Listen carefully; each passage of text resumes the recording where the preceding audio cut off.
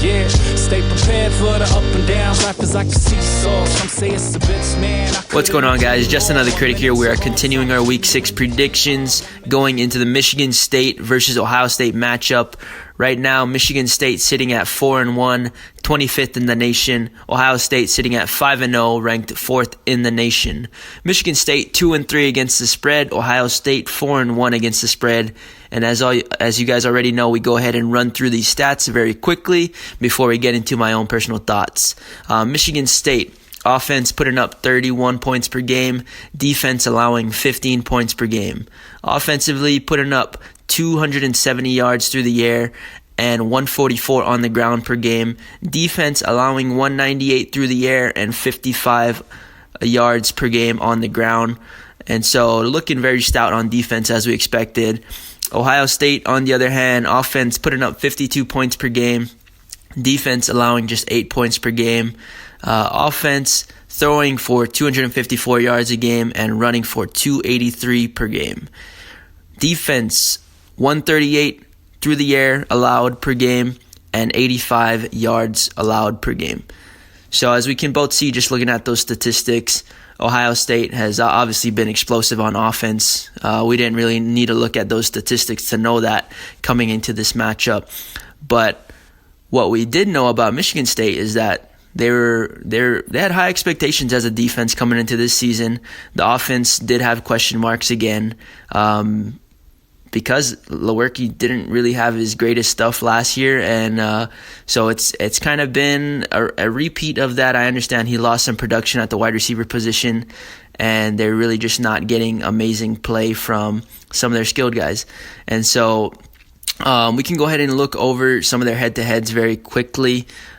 Right now, I mean, Michigan State started off the season with Tulsa, right? And they were a 24-point favorite in that game. And their defense stepped up big time, obviously, they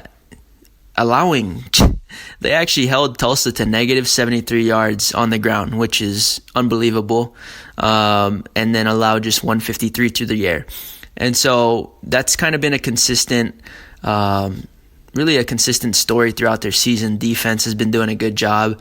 Offense, they haven't really been able to find a lot of success. I mean, their best game was against Western Michigan. And so that really doesn't tell us much, right? And then going into Arizona State, they had a lot of success through the air going for 291, but just really couldn't, get it done in the red zone or really finish those drives. And so it looks like Lewerke has gotten better as the season's gone on. I mean, if you kind of look at it, Tulsa, he threw for 1 touchdown, 56% completion percentage, and then had a great game versus Western Michigan, threw for 3 touchdowns, 71% completion percentage, and 314 yards. And then he ran into a better defense versus Arizona State. Kind of had a hiccup there. Didn't throw for any touchdowns. But like I said, threw for 291. Went and played Northwestern, threw for 3 touchdowns, 58% completion percentage, 228. And so a good game, not amazing, a clean game.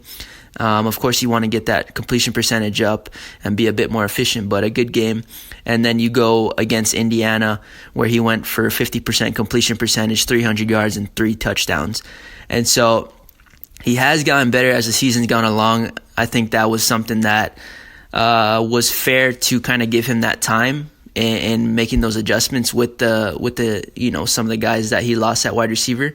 So it's just something that they would have to find their identity as the season went along. But as I said, the defense has been playing well. I think they kind of just ran into a speed bump with Indiana. Indiana really just gives everyone a tough time. Indiana threw for 286 through the air. They allowed just 70 yards on the ground, Michigan State. And so that game, obviously not their best stuff on defense, and they're going to be up against a big test in Ohio State. So at this point, it's tough to say what you're going to get from that Michigan State offense, but you know that defense is they're going to do their best to bring their best stuff coming into this matchup, right? Because pretty much Michigan State season, as far as competing for a college football playoff, which I'm not sure was ever in the works for them. That's been eliminated. I don't think they really ever had that much pressure on their shoulders coming into this season.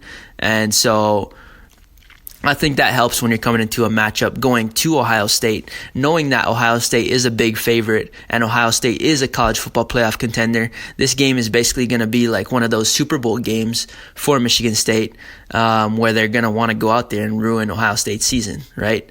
And so Ohio State, on the other hand, they haven't seen, amazing competition, but everyone who they have played, they've practically dominated in every phase of the game, which has been very impressive, right? They played Florida Atlantic, a Cincinnati team that is expected to be pretty good this year, blew them out 42-0, and then that same Indiana team that Michigan State pretty much struggled with, Ohio State went in there and blew them out 51-10. And then Miami, Ohio, we can just push that to the side because that was basically a scrimmage, 76-5.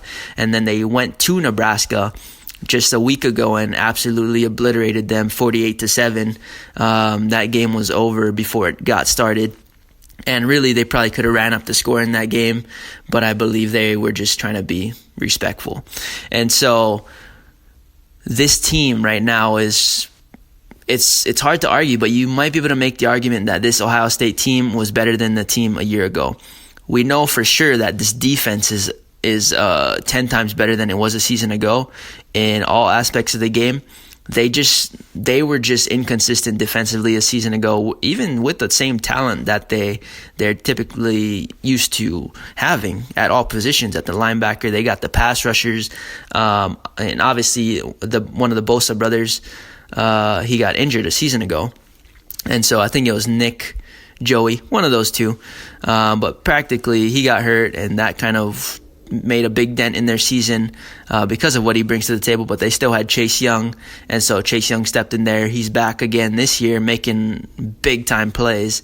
And so if you look at some of their head-to-heads, they've pretty much haven't allowed anything to happen from a defensive perspective. Really, the best offense they played, I guess you would have to say, is Nebraska. And Nebraska, 47 passing yards and 184 rushing yards. I think a lot of those rushing yards came from garbage time, so it's not really something that you want to factor in. At the same time, Michigan State's best opponent, you can argue, was probably Arizona State. And Northwestern is always going to give somebody a hard time, like we saw them play against Wisconsin. But in this matchup, I think Michigan State, obviously, they bring probably one of the better defense that Ohio State has seen this year.